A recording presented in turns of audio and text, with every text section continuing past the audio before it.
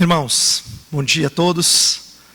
Espero que estejam animados, descansados.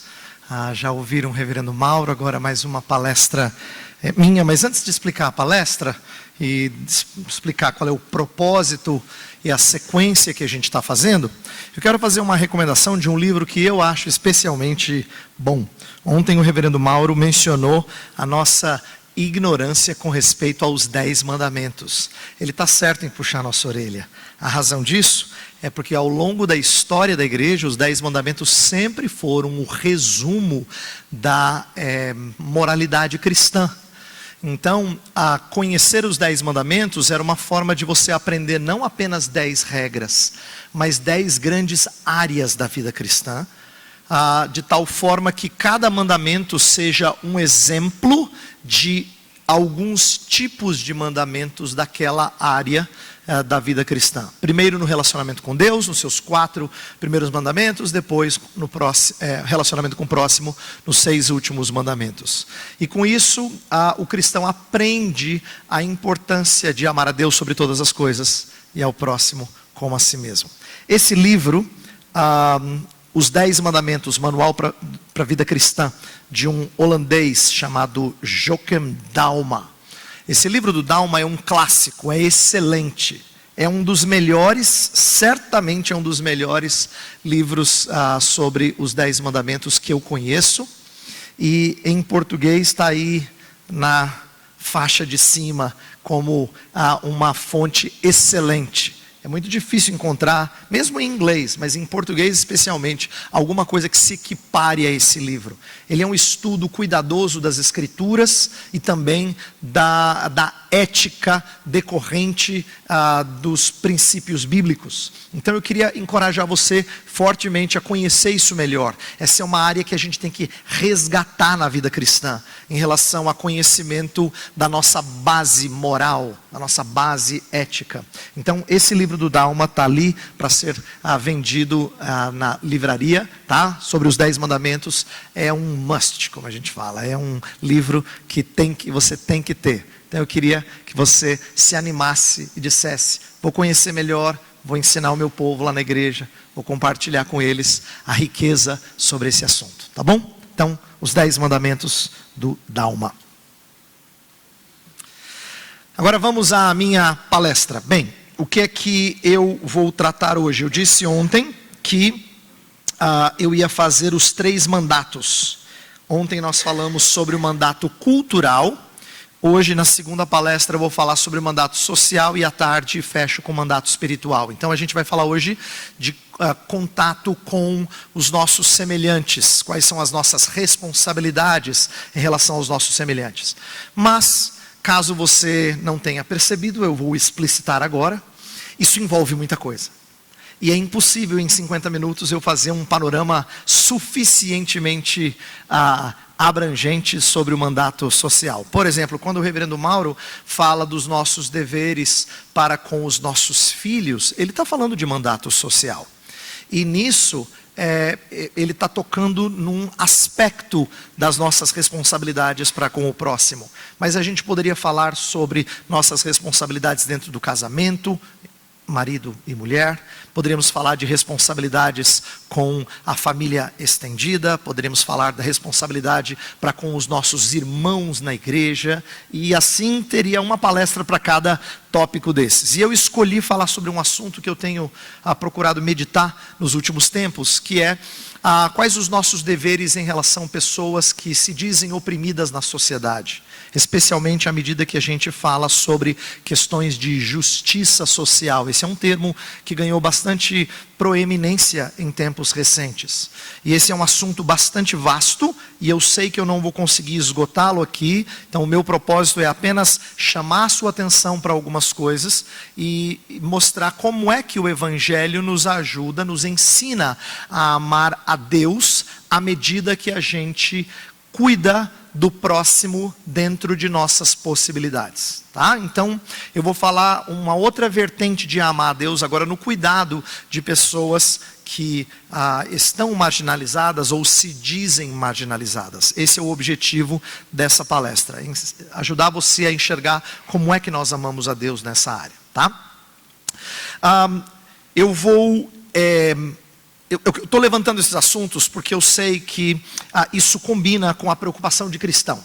Se você é um cristão que realmente atenta para a Escritura, você sabe que a prática da justiça é uma ordenança bíblica, a preocupação com o bem da comunidade, amar não apenas de língua, mas de fato e de verdade. Lembra, 1 João fala disso. Não amemos apenas de língua. Se o seu irmão está com necessidade, ame-o de tal forma que você o socorre em sua necessidade.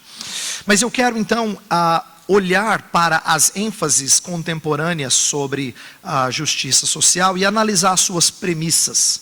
E depois olhar para algumas orientações bíblicas. Então o que a gente vai fazer na maior parte da palestra é olhar para o movimento de justiça social e ver onde é que há elementos de verdade e onde é que esse movimento se contradiz ou contradiz as Escrituras. Tá?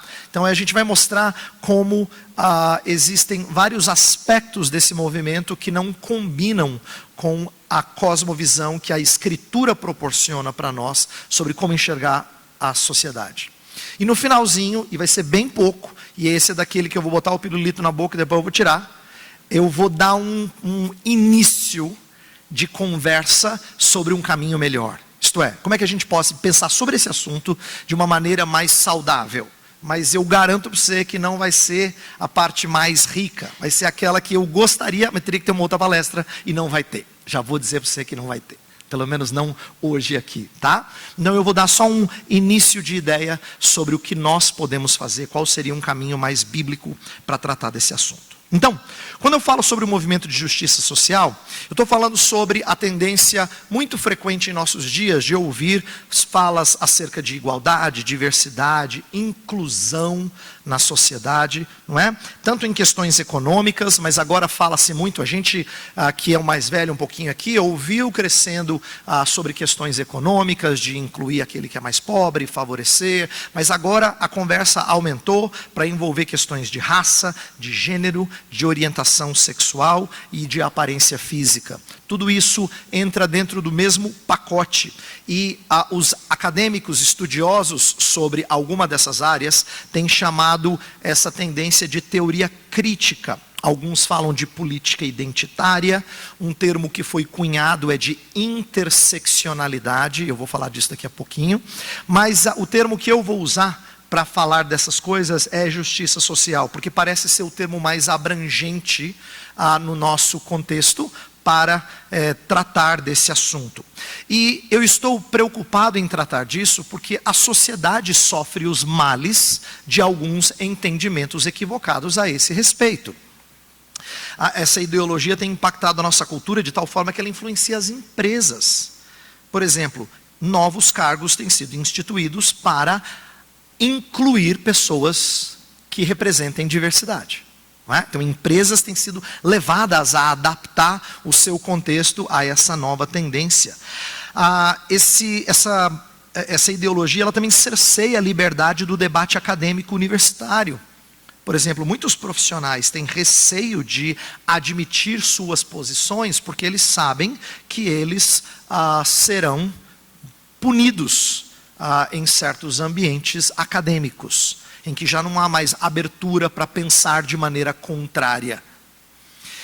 Esse movimento tem podado até os famosos em suas expressões culturais. Quem não ouviu falar de algum famoso que foi cancelado depois que falou alguma besteira nas suas mídias sociais? Porque você não pode mais expressar-se de maneira indevida nessa área. E tem adentrado as igrejas também. Nos Estados Unidos fala muito do movimento woke, né? Que aqui no Brasil é um termo menos usado, mas as suas influências são semelhantes. Então, eu quero olhar para esse movimento porque eu acho que tem algo a gente aprender a pensar em termos de cosmovisão. Inclusive, eu quero começar a analisar esse movimento olhando para a sua visão da realidade, essa nova percepção da sociedade. Então, veja só. Nós somos uma geração bastante preocupada com preconceito, com inclusão social, mais do que a geração anterior, não é? Tentando conscientizar as pessoas de que existem grupos em nossa sociedade que são marginalizados pela sua raça, marginalizados pela sua posição socioeconômica, pela sua limitação funcional, é o caso de deficientes físicos. Hoje existe uma preocupação maior em conscientizar as pessoas disso. Da sua religião, muitos no Ocidente têm ouvido a ideia de não sermos preconceituosos para com islâmicos. A Europa, por exemplo, se abriu para isso, não é? Ou a opção sexual, no caso daqueles que se declaram homossexuais, de algum tipo, seguidores do movimento LGBT, não é? A preocupação com a fragmentação da sociedade revela uma aspiração de um paraíso perdido, que ele volte à tona. Eu costumo dizer que isso aí, quando as pessoas olham assim, falam, nossa sociedade está cheia de fragmentação. Não importa como ela explica o porquê que ela está fragmentada, mas o desejo de vê-la unida é meio que um eco da criação. É um eco do Éden. É o desejo de ver as coisas coladas novamente, não é? E esse movimento, ele tem esse desejo de ver uma humanidade unida, tá? O anseio é criacional, mas a gente tem que ressaltar que existem coisas que não são tão bíblicas assim. Vou dar um exemplo, um segundo subponto aqui, na sua visão da realidade. É que a sensibilidade e a indignação agora, elas substituíram a fala moral. Eu vou explicar. Hoje em dia você não ouve mais falar de pecado. Pecado é uma linguagem muito religiosa.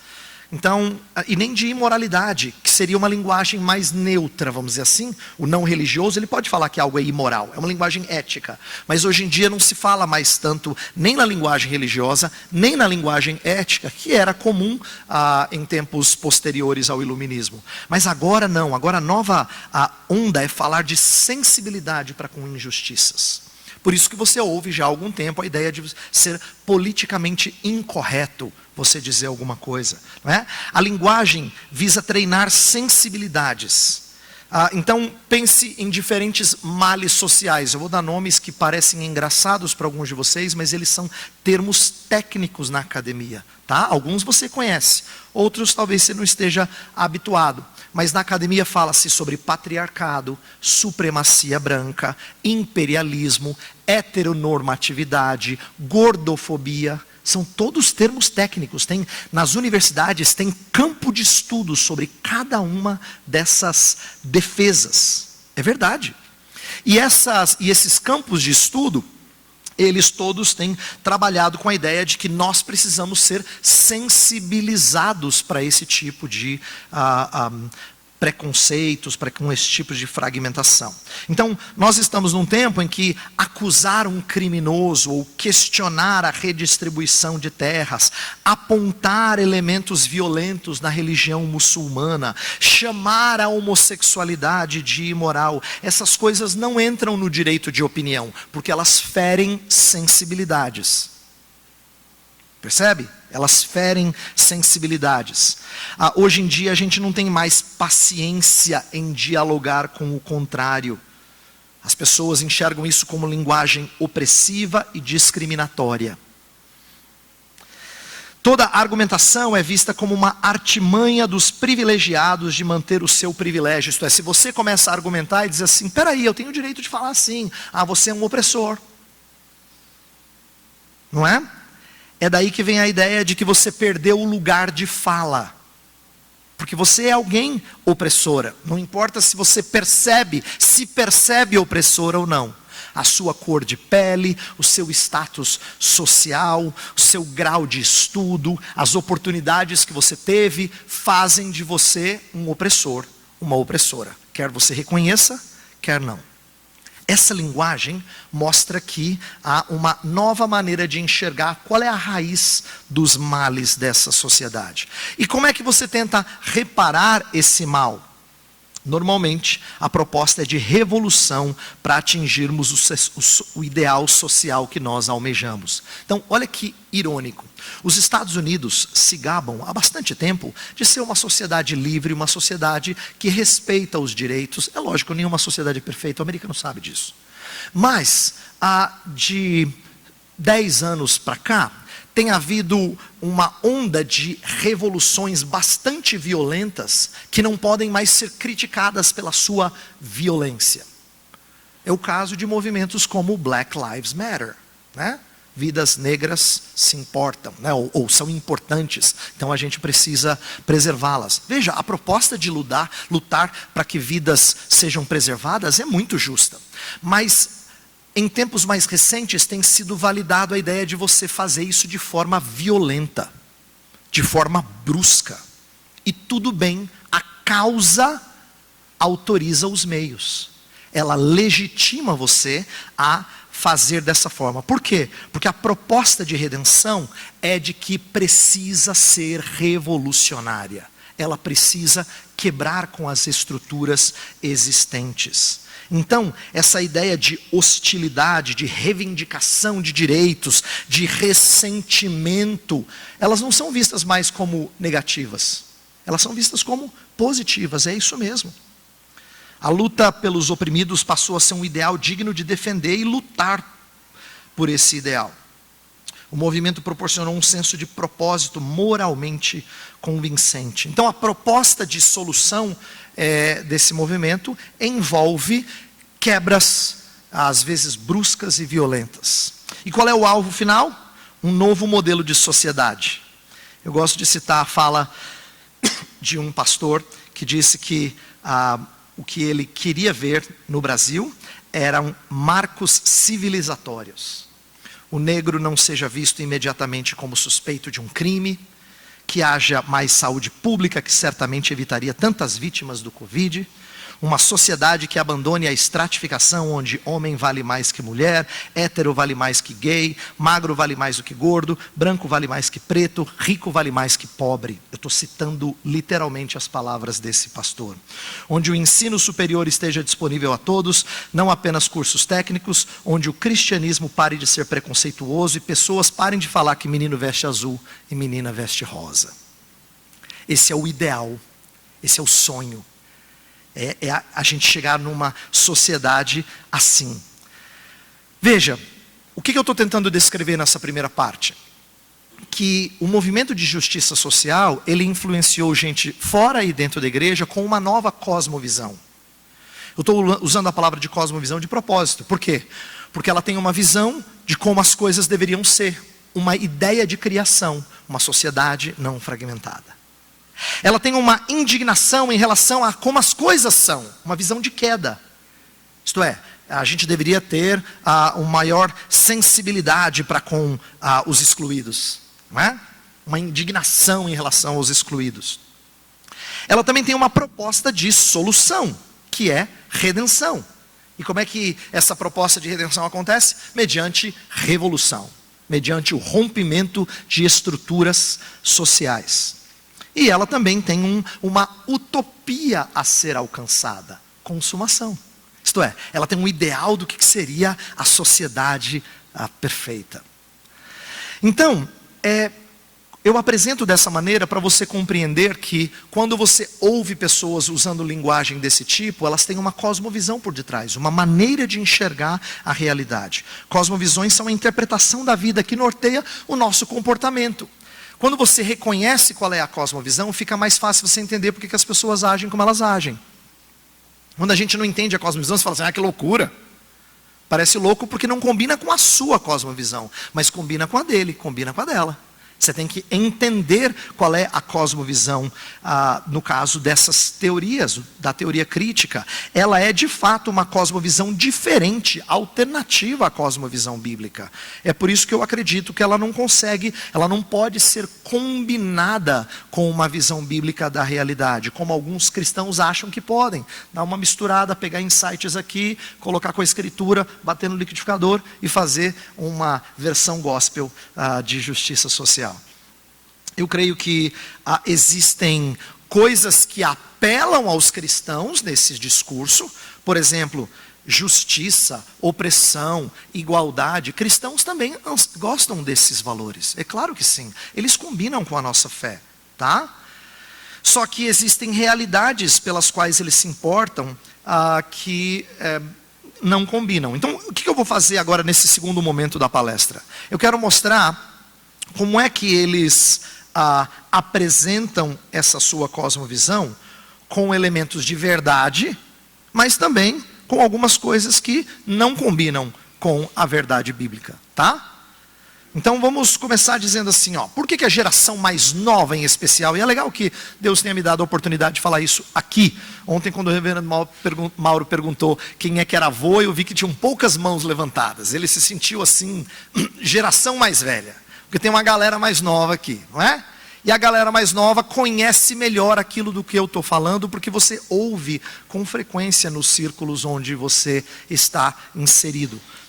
Essa geração mais nova, ela tem inclusive uma preocupação muito grande com pobreza, com cavar poços, com tráfico sexual, como gerações anteriores talvez falaram menos. Isso em si não é ruim, eu estou falando de aspectos que são importantes para a gente pensar. Ontem eu mencionei de como jovens em especial se empolgam no desejo de transformar a sociedade, redimir a cultura, ser relevante em nosso tempo. Tudo isso faz a gente ficar aberto a discursos que falam de igualdade, de amor. É lógico, porque isso combina com quem a gente é, com as coisas que a gente preza. Existem elementos de verdade no discurso do movimento de justiça social? Sim, claro que existe. Por exemplo, destratar as pessoas como se não fossem imagem e semelhança de Deus, sempre é contrário à nossa fé, sempre. Em qualquer situação, tá? Tratamento descaridoso não se justifica. Mesmo que você diga assim, é assim que meu pai me educou, a gente tem esse jeitão mesmo, pastor. Não liga não. Ou, o contexto no qual eu vivo, isso não é considerado preconceito, é só brincadeira. Não é? Então, existem coisas que a gente tem que pensar. Também é verdade que devemos socorrer os necessitados. Sem dúvida, a Escritura fala disso. Sejam necessidades materiais ou emocionais. E como cidadãos, devemos procurar promover uma sociedade a mais justa possível. Nós cremos, por exemplo, os 10 mandamentos. Falei há pouco dos 10 mandamentos quando eu recomendei o livro. Olha só, com os 10 mandamentos a gente crê que o ser humano tem certos direitos. Direitos ao respeito, por isso o 5º mandamento. Honra teu pai e tua mãe. Ele tem direito à vida, é por isso o 6º mandamento, não matarás. Ele tem direito à família, a pertencer, por isso o 7º mandamento, não adulterarás, não rompa os laços de comunidade. Ele tem direito à propriedade, por isso não furtarás, 8º mandamento. Ele tem direito à reputação ser mantida, por isso o 9º mandamento. Não dirás falso testemunho contra o teu próximo. Veja, fé cristã há muito tempo fala dessas coisas. Ela tem base para tratar dessas coisas, tá? E esses direitos devem ser resguardados com equidade. Então, isso é a lei de Deus. Eu preciso explicar agora uma coisa importante que tem a ver com algo que o reverendo Mauro ensinou ontem na primeira palestra. Quando ele disse assim, que lei tem que ser ensinada com o evangelho. Quando eu falo de direitos, eu estou falando de lei, eu não estou falando de evangelho. Evangelho supre a nossa falta de obediência à lei. Resolve o nosso problema quando nós somos transgressores da lei. Então, eu sou alguém que quebra os mandamentos, e ainda assim o evangelho alcançou a minha vida. E isso é diferente de ensinar elementos de justiça social. Justiça social não pode ser confundida com evangelho. Porque o evangelho, como eu vou tentar mostrar aqui, propõe uma outra forma da gente tratar as pessoas, não baseado em justiça, mas em misericórdia, tá? Agora, embora existam elementos de verdade, quero mostrar como a Escritura também corrige algumas coisas que o movimento de justiça social tem propagado. E eu vou mais preocupado com aquilo que acontece dentro da igreja, tá? Eu sei que na sociedade tem as coisas mais loucas, e algumas que você olha e diz assim, que absurdo. Mas eu estou mais preocupado com aquelas que a gente já está bebendo, com aquelas que a gente já está absorvendo, e já adentraram os círculos cristãos. Então, eu quero mostrar como às vezes a gente lê a Escritura de forma a não atentar para todas as suas correções. Eu vou ler um texto do Antigo e um texto do Novo para mostrar como é que a Escritura direciona a maneira da gente cuidar de necessitados. É muito legal isso. Como a Escritura corrige algumas premissas que têm sido faladas aí fora. Ela tem maneiras melhores daquilo que tem sido proposto na sociedade. Então eu quero pegar um texto do Antigo, um texto do Novo apenas. Abra sua Bíblia em Levítico capítulo 19. Levítico capítulo 19 é uma passagem interessante porque ela ensina o conceito de generosidade já nos versos 9 e 10. Olha só. Quando também cegares a messe da tua terra, o canto do teu campo, não cegarás totalmente nem as espigas caídas, colherás da tua messe.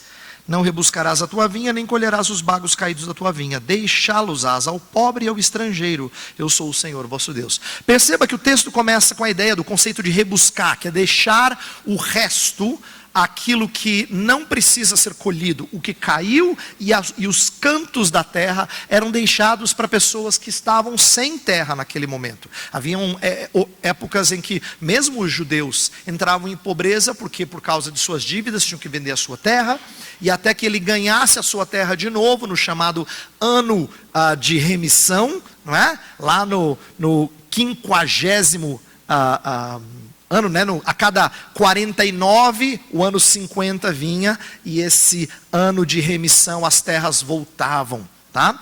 Para o dono, né? Então essa ideia do chamado ano de jubileu, ela restaurava as coisas, mas até que esse ano chegasse, você tinha que às vezes viver à míngua, por causa de dívidas que você tinha contraído. Então, quem vivia à míngua tinha que sofrer? A lei de Moisés diz não. Aquela pessoa que estava endividada, que se lasque, porque ela que entrou em dívida? Não, claro que não. Então você tem terra, você vai colher, mas não tudo. Porque você faz parte de uma comunidade que socorre os necessitados. É lindo isso. Aí depois, versículos 13 e 14, mostra que não deve haver opressão dos mais fracos. Veja só. Não oprimirás o teu próximo, nem o roubarás. A paga do jornaleiro não ficará contigo até pela manhã. Não amaldiçoarás o surdo, nem porás tropeço diante do cego. Mas temerás o teu Deus, eu sou o Senhor. Olha que bonito. A Escritura está citando exemplo de pessoas que têm fraquezas. Então, ele cita o jornaleiro, que é a ideia de alguém que dependia do ganho diário. Tá? Ele era um trabalhador da classe social mais baixa. O versículo 14 fala dos deficientes, surdo, cego, que por causa das suas deficiências tinham algumas limitações, mas mesmo assim não deveriam ser usados de forma opressora. Então, aqui o texto está preocupado com justiça, em tratar de maneira justa. Então, no caso do versículo 13, está dizendo, aquele que depende do salário diário, não deixa para pagá-lo amanhã. Ele não vai ter o que comer amanhã, se você deixar para pagá-lo só no final do dia de amanhã. Seja justo. Você combinou com ele, ele trabalhou hoje, você paga hoje. É igual a diarista passar na sua casa e depender do dinheiro que ela vai receber. E se disser, dá para pagar semana que vem? Se você dependesse daquilo para aquela semana, isso seria tremendamente injusto. Ela trabalhou naquele dia, ela tem direito. Foi combinado que ela ganharia o dinheiro do seu serviço no final do dia. Então, o texto está ensinando a gente a não oprimir. Esse é um texto lindo para gente que gosta de falar de justiça social. Até que a Escritura dá uma invertida neles. Quando é que a Escritura dá uma invertida neles? Olha para o versículo 15.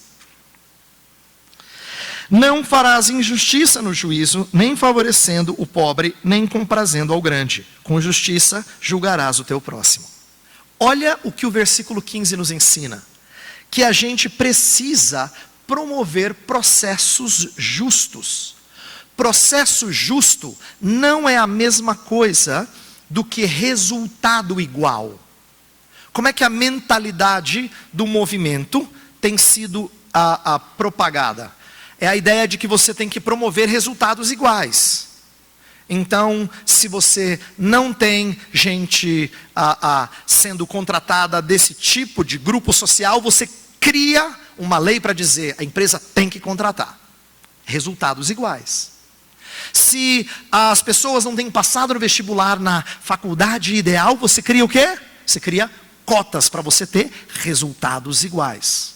Veja, eu sei que eu estou mexendo com polêmica. Mas o meu desejo aqui não é causar alvoroço. é mexer em injustiças que têm acontecido no nosso país. E eu vou citar a mais clara, que tem explicitamente a ver com esse verso. Quem é da área do direito aqui, sabe que não é incomum ver magistrados que frequentemente se veem no direito de dar ganho de causa para a parte mais fraca. Isso é muito forte no direito. Isto é, o juiz acha que o certo é ele compensar as desigualdades sociais. Então, quem é que tem mais força no tribunal dele? O fraco. Uma espécie de lei de Robin Hood. Entendeu? Eu roubo do rico para eu dar para o mais pobre. Mas olha o que o texto diz. O texto não autoriza o juiz a fazer isso. O texto diz: não farás injustiça no juízo, nem favorecendo o pobre, nem comprazendo ao grande. Seja justo, não seja um compensador quebrando justiça. Você percebe como a Escritura corrige até a maneira como as pessoas acham que é promover justiça social? Então, isso aqui ajuda a gente a perceber que há coisas chamadas de justiça que não são justas. Não são justas. E Levítico dá uma invertida. A mesma passagem que belamente fala sobre socorrer os pobres, de não oprimir aqueles que são mais fracos, também diz: seja justo. Não faça compensações injustas. Seja justo. Na hora de contratar alguém, olhe para as qualificações dele. Não despreze aquele que teve mais condições, mas não passou porque você tem que compensar. Seja justo. Se a prova vai por nota, seja justo. Isto é, observe aquilo que é correto. Se houve erro na empresa por parte do trabalhador, não crie maneiras de dar a impressão de que foi o dono da empresa que criou um péssimo ambiente, por isso o funcionário falhou. Para que você favoreça o funcionário. Não faça isso, seja justo. Seja justo. Então, a Escritura, ela não fala a mesma coisa do que tem sido ouvido por aí em termos de justiça social. Quero dar um outro exemplo agora do Novo Testamento. Vá para Mateus capítulo 25.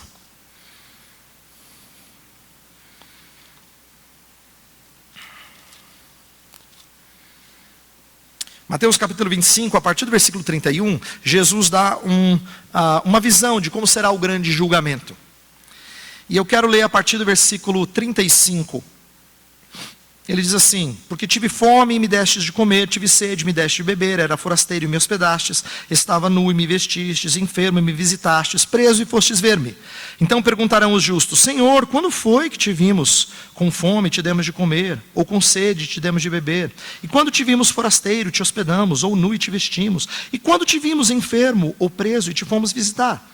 O rei respondendo lhes dirá: em verdade vos afirmo que sempre que o fizestes a um destes meus pequeninos irmãos, a mim o fizestes. E aí a sequência do texto vai mostrar o contrário. Aqueles que são condenados, eles viram a Jesus enfermo, não cuidaram dele, viram ele com fome, não deram comida para ele, viram ele com sede, não deram água, viram ele sem roupa, não deram roupa. E aí quando é que nós não fizemos isso contigo? Aí o versículo 45 diz... Então lhes responderá: em verdade vos digo que sempre que o deixastes de fazer a um destes mais pequeninos, a mim o deixastes de fazer. Então, essa passagem, ela tem sido usada não só pelo movimento de justiça social, mas em geral por pessoas que falam de como o crente precisa cuidar das necessidades sociais. E às vezes esse texto tem sido usado para envergonhar cristão, dando a impressão de que espírita faz um trabalho melhor que você. Porque se for botar na ponta do lápis, quem faz mais caridade são eles. Que vergonha para nós. Aí o pregador aqui arrebenta você. Que vergonha.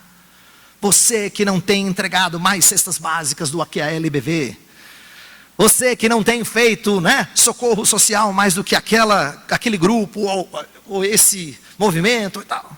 Para você sair daqui amassado, dizendo: irmãos, vou falar com a junta diaconal aqui. Falar com os diáconos, você fazer alguma coisa para mudar essa...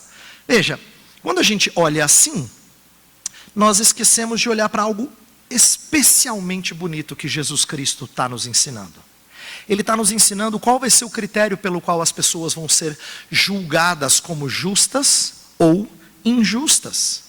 E não tem a ver com caridade pura e simples. Os versos 35 e 40 ensinam para a gente que tem a ver com a maneira com a qual você trata os pequeninos irmãos. Eu vou ler o 35 de novo. Perdão, o 40.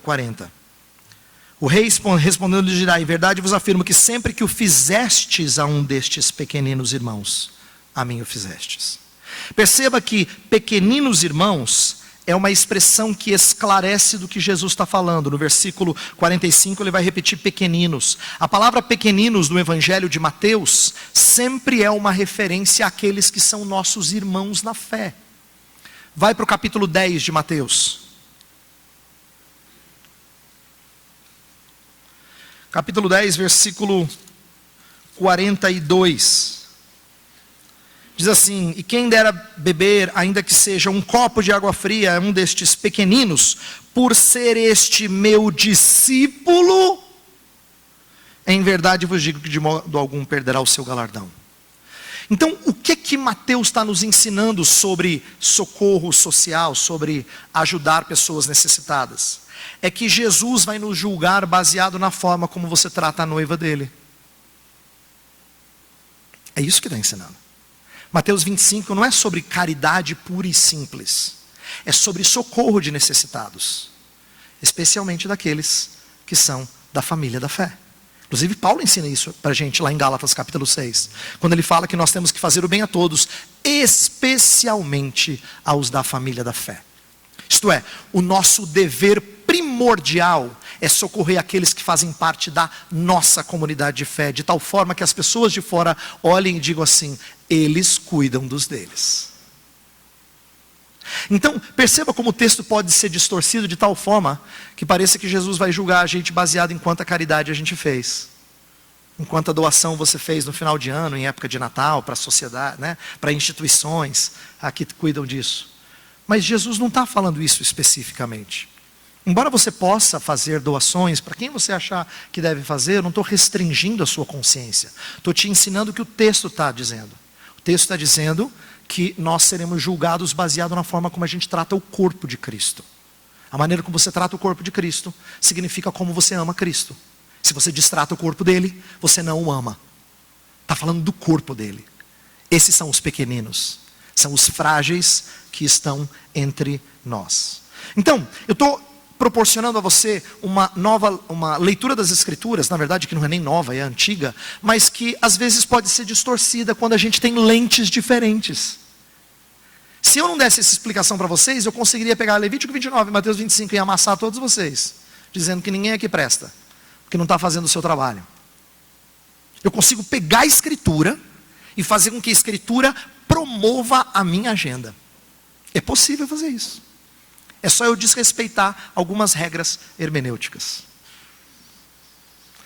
Então, queridos, a gente não está falando de coisas que são básicas. Inclusive, eu quero mostrar como esse movimento, ele tem algumas visões teológicas diferentes.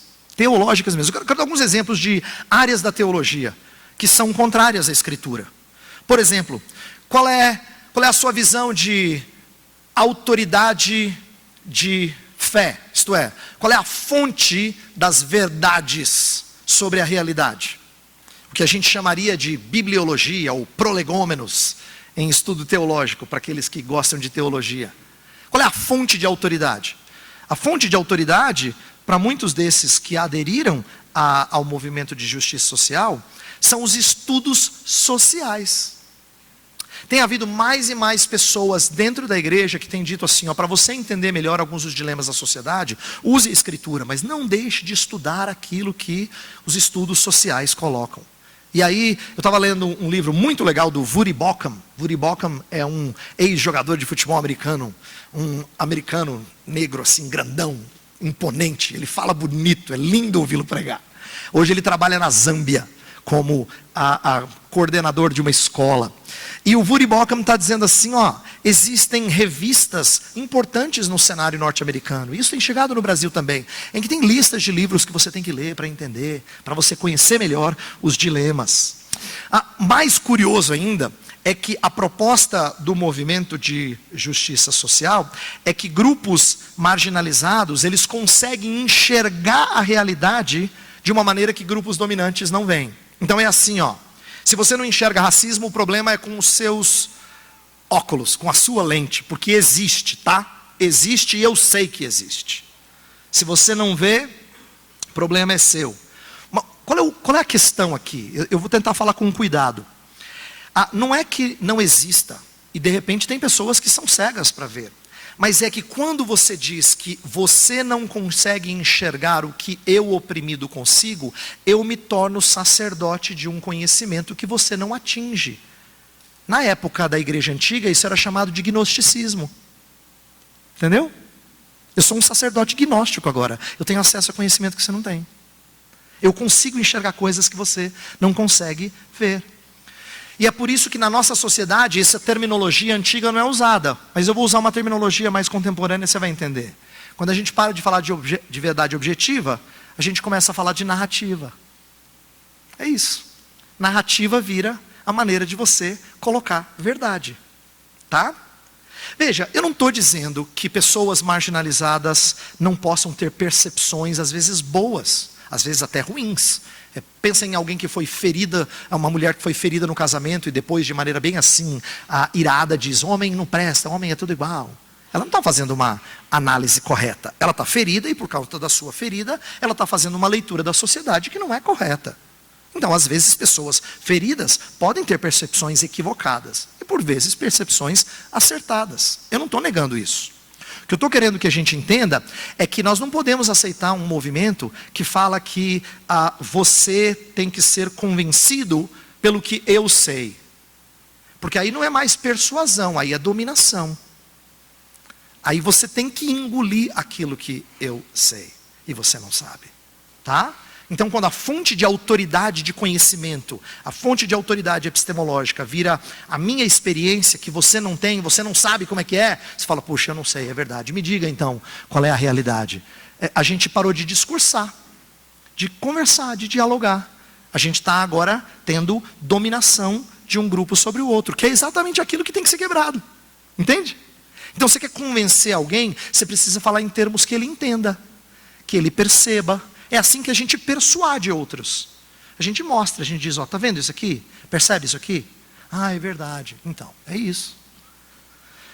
Um outro problema desse grupo é uma visão errada do ser humano, uma antropologia diferente. Qual é a antropologia do movimento? A humanidade dividida em opressores e vítimas. Essa linguagem, inclusive, tem feito com que aqueles que se consideram vítimas entrem num processo de autocomiseração. Realmente eu tenho que mudar isso, não posso aguentar mais, não posso aceitar, tenho que me amar. Aí você, num processo de autocomiseração, você agora vai fazer o quê? Você vai colocar para fora. Você vai admitir a sua beleza. Você vai admitir a sua opção sexual, quem você é. E aí, presta atenção. Se você se considera oprimido em várias áreas, é isso que é chamado na academia de interseccionalidade.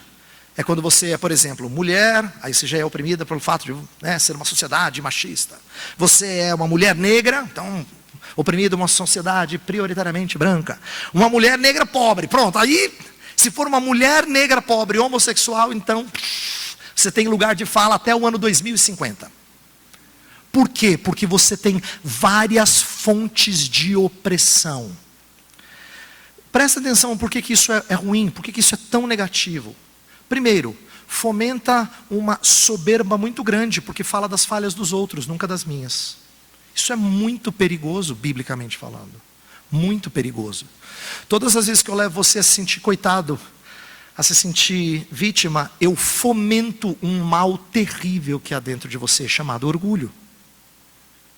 Segundo, quando a gente deixa com que o nosso ambiente social ou o grupo ao qual a gente pertence determine a nossa identidade, a gente nega o que a Escritura diz. A Escritura diz: em Cristo não há mais judeu, nem grego, nem homem, nem mulher, nem bárbaro, nem cita, nem escravo, nem livre. A ideia é, não importa o seu gênero, não importa a sua classe social, a sua raça, em Cristo você foi igualado. Mas não é isso que o movimento quer fazer. Inclusive, olha só que interessante. Eu estava vendo há um tempo atrás um deputado negro no estado de São Paulo que estava sendo acusado de ir contra o movimento dele, porque ele não apoiava as pautas. Então assim, como é que você pode, um negro, não defender essas pautas? Por quê? Porque ele destoou do grupo que ele representa. Percebe como as pessoas são julgadas? Ele tem que defender essas pautas. Então, na prática, as pessoas estão sendo identificadas com aquilo com o grupo aos quais elas pertencem. E veja, os grupos aos quais a gente pertence, eles nos influenciam, mas eles não nos definem. A nossa identidade não é marcada por aquilo pela cor da minha pele, ou pela minha classe social, ou mesmo pelos pecados sexuais com os quais eu luto. Isso não pode me definir. Eu sou definido por aquilo que Cristo faz por mim. Por isso que Paulo fala: já não sou eu quem vivo, Cristo vive em mim. Ele não se apresenta mais como um fariseu. Ele não se apresenta mais como alguém nascido na tribo de Benjamim. Tudo isso era verdade dele. Mas isso se tornou refúgio, ele fala. Eu descartei essas coisas. Está lá em Filipenses 3. Essas coisas foram consideradas desnecessárias, lixo. Para quê? Para eu conhecer a Cristo e ser encontrado nele. Essa é a minha identidade. Então eu não posso deixar que cristãos aceitem serem identificados de acordo com as suas marginalizações experimentadas. Não posso. Isso é inadmissível. Terceiro problema teológico. Como é que o mal é explicado? Aqui a gente chama isso em teologia de hamartiologia, o estudo do pecado, o estudo do mal. Como é que o mal é explicado? Fala-se muito sobre estruturas de poder, instituições e sistemas opressivos. Você já ouviu falar de racismo estrutural? Então, perceba como a injustiça não é mais um problema moral, é um problema estrutural.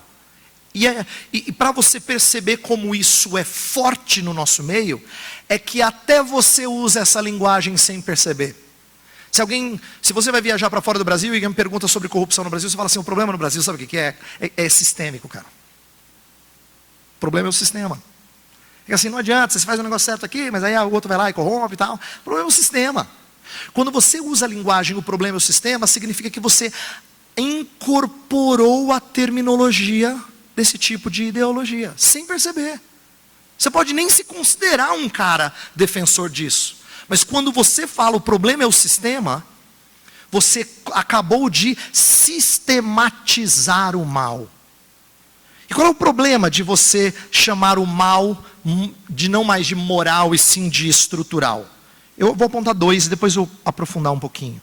Primeiro problema é que na Escritura o nosso maior problema nunca é externo, é sempre interno. O seu maior problema, o seu maior inimigo não é o outro, é sempre aquele que você enxerga no espelho. Na Escritura sempre é assim. O coração do homem é desesperadamente corrupto. Jesus vai dizer: não é o que entra que contamina você, é o que sai de lá, que mostra a sua impureza. Então, o problema do coração é o que a Escritura mais trata, que deve ser alvo das nossas lutas. Eu amo a passagem de Pedro, em que Pedro fala sobre a gente guerrear contra as paixões internas, para logo em seguida dizer assim: honrai o rei. Esse é o cara que tirou espada e cortou a orelha de soldado, tá? Mas olha o que o evangelho faz na vida dele. Ele agora não estava falando mais de revolução contra o rei. Ele está escrevendo para pessoas que viviam debaixo de um cara chamado Nero. Você já ouviu falar dele? Não é flor que se cheire. Mas ele fala: honrai o rei. Mas o crente não tem que brigar? Sim, lute, saia na mão com você mesmo. Pode socar. Como Paulo diz, eu esmurro o meu corpo. Entende? O meu corpo, para não ser encontrado desqualificado. Olha a violência direcionada não a outros, mas ao mal mais interno nosso. Segundo problema de você considerar o mal como sendo sistêmico, é que culpar o sistema despersonaliza a responsabilidade. Na Bíblia, a responsabilidade é uma questão pessoal. Você não julga o sistema. Você já viu assim, o Estado vai julgar o sistema. Não, sempre julga pessoas. Nunca é contra o sistema. Sistema não vai para a prisão. Sistema não vai para o inferno. Sistema não pode ser cobrado. Sistema é impessoal. E toda vez que você torna o mal impessoal, você se isenta de culpa. Imagina você morar num país em que o problema é sistêmico, cara. Olha só, ficou legal, porque não pesa para mim, entendeu? O problema é o sistema. O sistema, cara. O problema é o sistema, viu? Fala, putz, difícil, não, o problema é o sistema. Nunca é você, nunca é o outro, é o sistema. Então isso despersonaliza culpa. E toda vez que eu despersonalizo culpa, eu não cobro as pessoas corretamente. Olha como o Novo Testamento tem uma outra linguagem para isso. Outra linguagem. Quando Paulo vai conversar com Filemão sobre um escravo que roubou dele, chamado Onésimo, Paulo vai tratar do problema como sendo pessoal. Só que ele aprende com o seu Salvador, o que significa substituir alguém que foi transgressor. É dizer assim, coloca na minha conta, Filemão. Pô, Filemão vai cobrar de Paulo agora? Pai da fé dele? Vai falar assim, Paulo, tá bom, vem cá. O que ele está aprendendo? Ele está aprendendo a agir com misericórdia para com Onésimo. Em nenhum momento Paulo fala assim, liberte esse escravo, seu do mal. Porque a preocupação maior não é ter escravo. Eu não estou dizendo que ter escravo é bom, não é isso. Eu estou dizendo assim, a preocupação maior de Paulo é, ainda que o sistema permaneça. Como é que o cristão vive? Ele vive pessoalmente incorporando as verdades do Evangelho. Até num sistema de escravidão, tinha um jeito cristão de agir. E Filemão é ordenado a receber o seu escravo agora como irmão. Entende? Olha que bonito. O Novo Testamento está ensinando a gente como trabalhar santamente, mesmo em meio a sistemas que têm elementos malévolos. Aí você fala assim, pastor, mas agora o senhor está dizendo que o sistema pode ser mau? Então vamos explicar. Às vezes tem leis que são injustas. Tem coisas que são equivocadas. Vamos supor que você tenha leis cada vez mais favorecendo o aborto. Como a gente está presenciando esse debate em tempos recentes. Então, é claro que, nesse caso, a gente pode falar de um mal que se tornou institucionalizado, porque tem leis que dão respaldo. E aí o que o crente faz? O crente luta contra essas injustiças. A gente pode e deve fomentar lutas sociopolíticas para que leis modifiquem por meio dos nossos governantes. Em outros casos, não é que alguma coisa é legítima no sentido legal, mas ela tem algum tipo de favorecimento político. Por exemplo, se você falar de políticos que estão favorecendo o tráfico sexual, então é lógico que a gente pode e deve fomentar campanhas, debates, além de cobrar que políticas públicas cooperem para reverter a prática constante desses males. Mas esses dois exemplos não são bons para a gente falar de mal sistêmico. Não são bons. Porque se o mal é sistêmico, qual é a solução? Ela tem que ser sistêmica. E é exatamente isso que a justiça social fala. Por isso que você tem que romper com estruturas, quebrar, revolucionar. O evangelho virou sistêmico nessa nova proposta. Mas não é isso que a Bíblia diz. A Bíblia nunca dá receitas sistêmicas para os males deste mundo. Nunca. Nunca.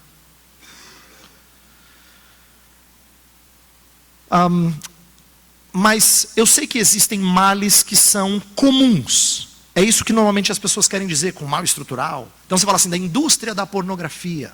Sim, é verdade. O império das trevas trabalha bem organizadinho, sabe? Eles têm comunidade do mal. Assim como Jesus Cristo criou a sua própria comunidade, chamada igreja. Eles também têm comunidades. Eles também têm forças. Mas mal na Escritura, esse é o ponto que eu quero destacar. O mal na Escritura, ele sempre é ele tem elementos estruturais quando ele é um mal físico. A criação, por exemplo, está afetada. E Jesus vai restaurar isso. Mas o mal moral, ele sempre é pessoal. Sempre é pessoal. Nunca é sistêmico. Do contrário, você não tem redenção pelo Evangelho. Você tem quebra-quebra. Você tem revolução.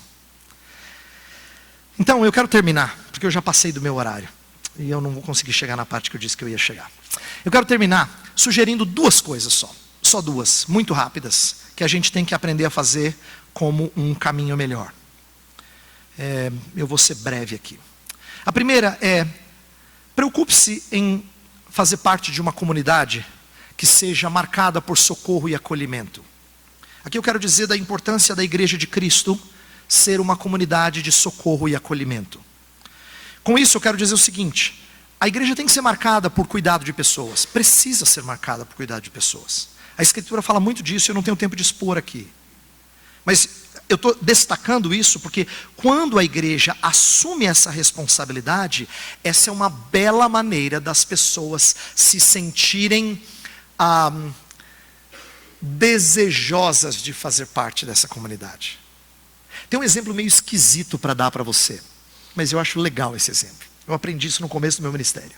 Em Atos capítulo 5 tem a história de Ananias e Safira. Você lembra da história? Mentiram sobre o dinheiro que estavam doando, tá? Morre primeiro um, morre o outro. E aí assim, sai no jornal, né? Crente morre porque deu o dízimo menor do que a totalidade. Pronto, aí era para assim acabar com a reputação das igrejas. Mas curiosamente, Atos 5 na sequência vai dizer que as pessoas tinham medo, elas temiam, lógico, né? Vai para a igreja em que uma mentirinha custa a sua vida. É assim que eles pensavam. Mas aí tem uma outra coisa muito esquisita, mas muito legal. Diz assim que eles admiravam. A comunidade da fé era admirada. Está lá em Atos 5,13. Por que eles eram admirados? Porque eles levam a moral a sério. Lá eles levam muito a sério. Reverendo Mauro falou do crescimento de evangélicos ontem, que não tem gerado um Brasil moralmente mais robusto. Isso é prova de que as nossas comunidades têm sido menos do que deveriam ser exemplos de uma moral ilibada. Então você entende o impacto de uma comunidade que cuida dos seus?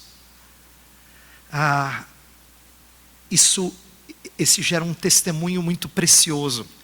Eu amo a ter descoberto o que eu vou compartilhar com vocês agora. Em todas as comunidades antigas não existia nenhum povo que tinha leis para cuidar do estrangeiro. Só Israel. Sabe por quê? Porque Deus queria ensinar que a terra é dele. Quem está na terra dele é abençoado. Seja de Israel, seja de fora. Já pensou que legal, cara? Gente de fora vem, passa um tempo conosco.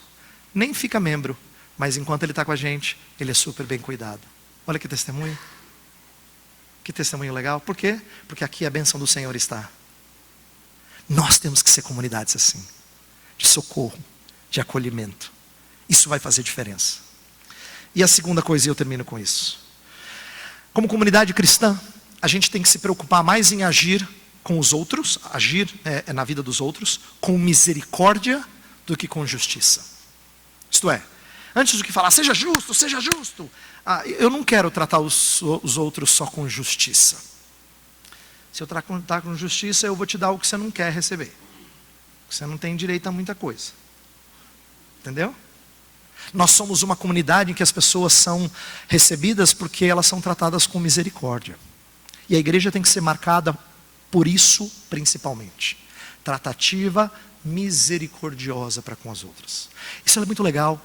Misericórdia corrige uma coisa que a justiça social não pode fazer. A justiça social diz que é meu direito. Então isso fomenta senso de pertencimento, de que é meu, de que eu tenho que receber. Fomenta uma autoestima muito ruim.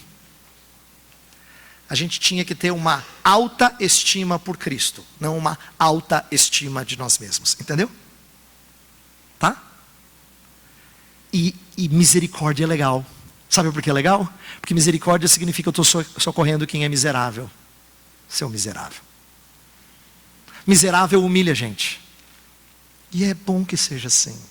Nós somos a comunidade dos miseráveis socorridos por Jesus. Olha para a sua história. Olha quanta besteira você já fez.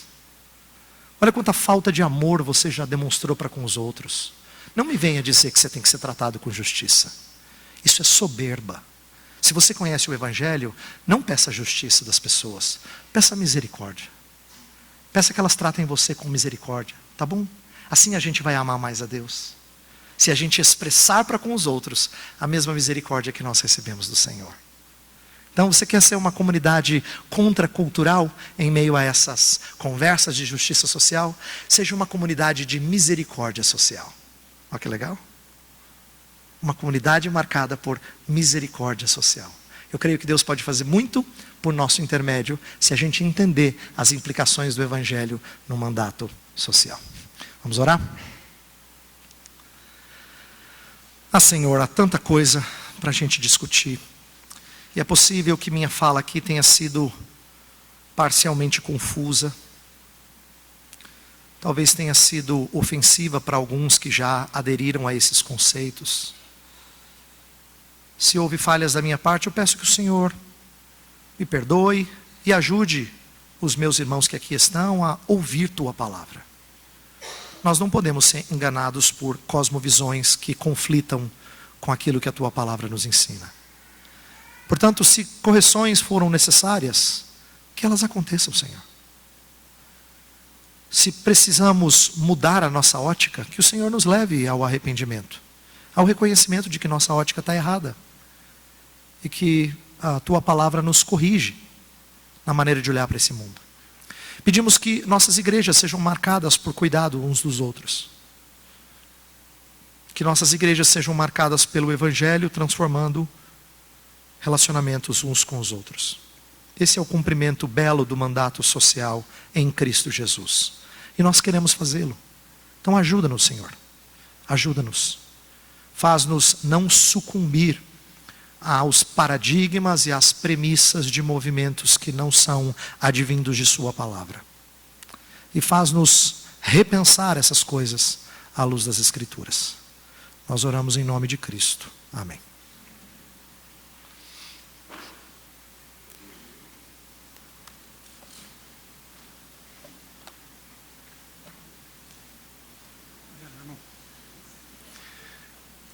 Que bênção, não é? Bastante coisa aí para pensarmos. O Senhor há de nos dar essa graça de continuarmos sendo aí edificados. Como nós fomos abençoados e ultrapassamos um pouquinho do horário, nós vamos retornar então, a sugestão é essa, às 13h15, ok? Então, temos aí vários restaurantes e opções aqui na região, não é? Bom almoço, bom apetite a todos. E às 13h15, então, de volta para o sorteio. E não esqueçam de entregar as perguntas aqui para o nosso queridão aqui, reverendo Adriano. Tá joia? Até já, queridos.